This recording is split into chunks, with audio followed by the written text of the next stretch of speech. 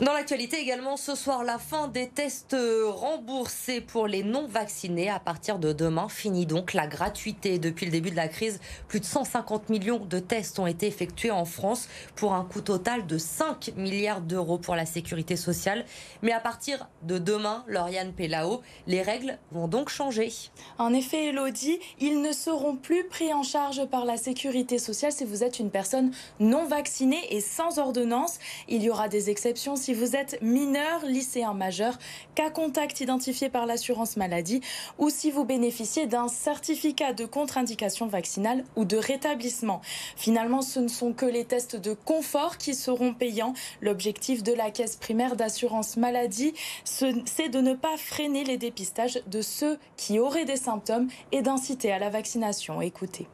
On estime qu'aujourd'hui, il y a eu suffisamment de temps qui a été donné à chacun pour se faire vacciner. Et donc dorénavant, les personnes qui ne sont pas vaccinées, c'est un choix de leur part. Et compte tenu du coût des tests, qui est quand même assez important, on va se situer entre 22 44 euros selon le test qu'on réalise. On dit c'est plus à la collectivité d'assumer des choix qui sont des choix personnels. Les prix, ils sont fixés par le gouvernement et variables en fonction du lieu, du type de test et du professionnel de santé qui le réalise. Comptez environ 44 euros pour un test PCR effectué en laboratoire et 22 euros, entre 22 et 45 euros pour un test antigénique.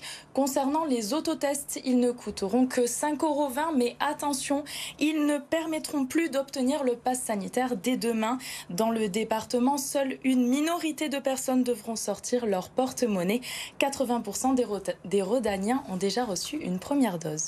Merci Lauriane pour ces précisions. Donc fin des tests remboursés pour les non-vaccinés à partir de demain.